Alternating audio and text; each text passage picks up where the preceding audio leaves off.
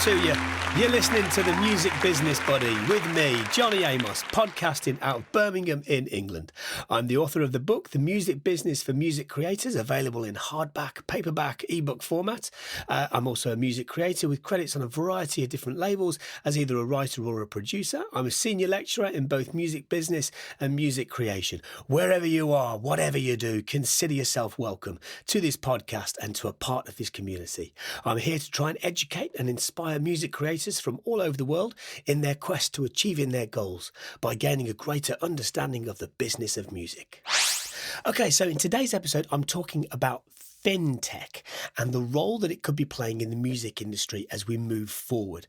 Now, this subject came up in a conversation that I had in last week's episode with the fantastic Keith Jopling.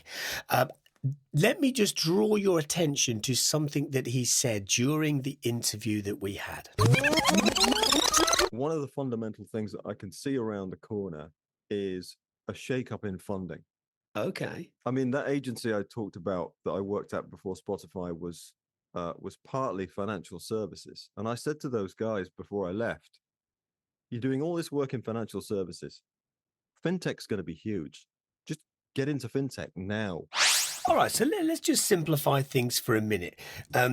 Let's just go into what fintech is, right? It's a hybrid word that is short for financial technology, and it refers to the use of technology to basically improve and innovate financial services and processes, right? So it encompasses a wide range of like applications from like mobile banking and payment apps to sort of blockchain technology and AI solutions tailored to financial sectors, that kind of thing, right?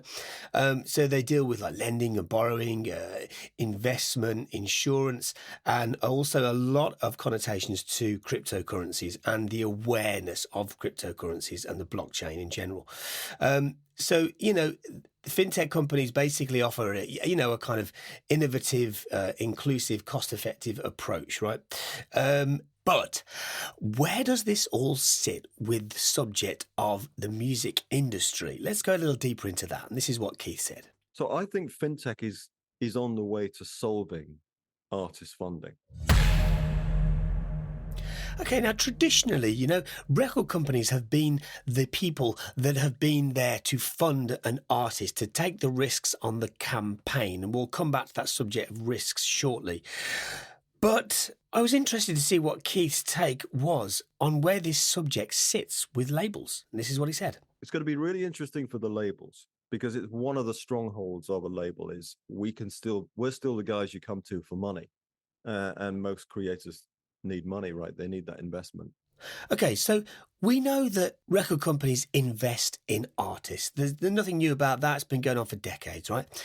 But perhaps it is not the only way. I mean, an artist has to invest in themselves before a label would invest in them anyway, right?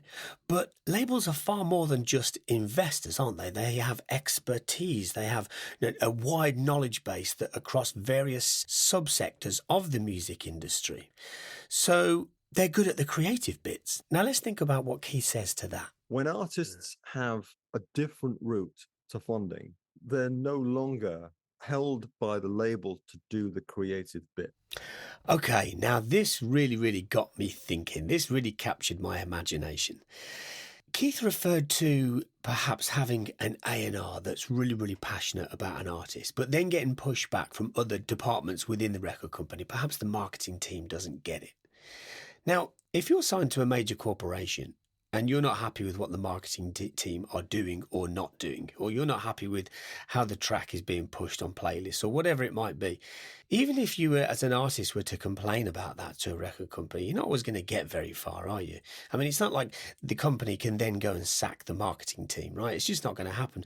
For one thing, people are protected by employment law, right? So this is where the global gig economy enters the scene. The ability to build that team, and this is a term we've heard a lot in recent years, people building a team, i.e., let me get the right videographer, let me get the right band, let me get the right live engineer, let me get the right, if we can build our team and we have the financial injection to be able to do that, that really becomes the game changer. Okay, so let's dig a little deeper into this. All right, let's just dream a little, right? Now imagine, having a kind of fintech sort of funded music agency that dips into the creator gig economy and allows a much more custom approach to actually building a freelance team for the elements of record label creative tasking. I want that person to do that job. I want that person to do that job. Now, very often at major labels in particular, you have this pendulum of artists that swing in and out of favour, and for good reason, because there's only a certain number of resources. But maybe you only really need that team for 2 months a year. So what about if you only had to hire that team for 2 months of the year? This would feed into that very, very well. Imagine having a singer-songwriter that could have a team that is fully on board with what they do in terms of passion, knowledge of the game, knowledge of that genre, and then having an A&R who really loves that artist and a marketing team that really get how to push that artist. That's what we're talking about. Now, we hear the term an artist-centered ecosystem. We hear that term a lot. I read a lot of reports and industry newsletters, and it's a real buzz term at the minute. And actually, when you really think about it, there's a lot to it. Now, let me just phrase this question to you. Imagine being given an advance, but being told that you have to pay it back if your project doesn't work out. That really flips the record company model upside down, doesn't it? Because advances are recoupable, not returnable. The risk is on the label, but what about if the risk was on the artist? How comfortable would you be with that? One of the things that I have noticed in recent years is artists that sign to a record company early on in their career and then later down the line want to get out of that deal or wait for the deal to lapse so that they can then sign to a label services company where they own their own rights. So there's a pattern there that's started to emerge much more so in the last 10 years, and it all leans towards artists wanting to own their own rights. Now, combine that with a newer type of marketing that is actually brand marketing rather than just data analysis or profile second guessing of marketing. Actual brand marketing for an artist that then not only looks to market that artist in terms of how their releases are portrayed and used and consumed by people, but actually the roles that the music plays in the lives of other sectors, right?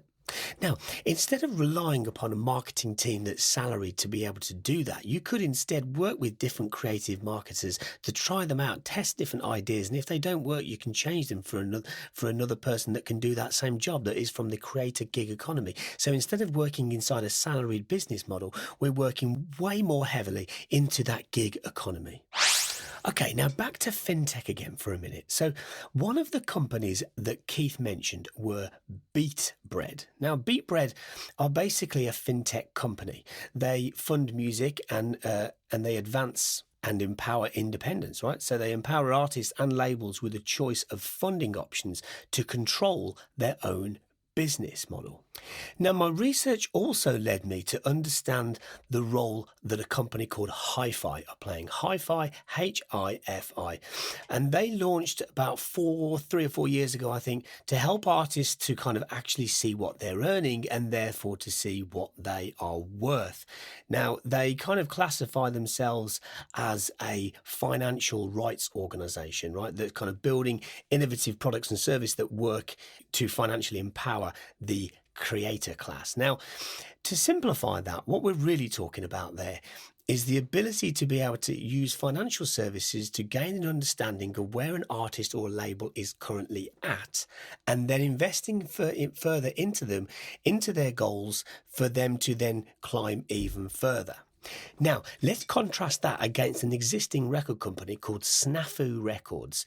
S-N-A-F-U, Snafu Records. Now, they are not a fintech company. They're a music-focused company that uses AI and data analytics to identify and promote emerging artists. But the way in which they actually fund an artist is quite similar to a fintech company. Now, fintech company are focused on financial technology, right? Providing services like digital banking, payments, investment, insurance.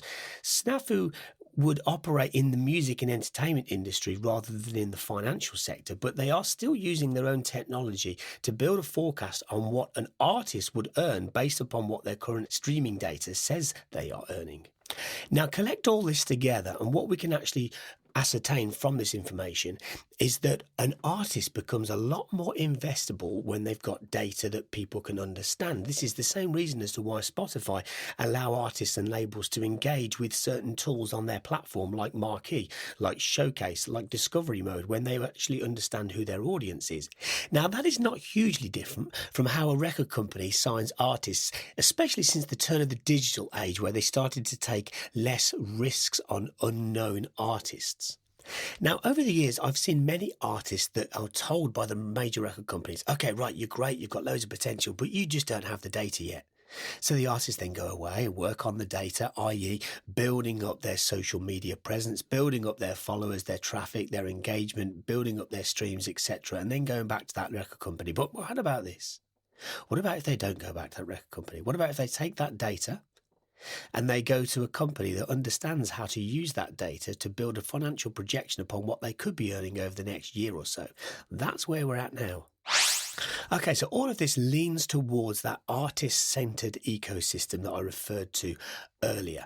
Now, this relies upon artists knowing how to build the first stages of their career.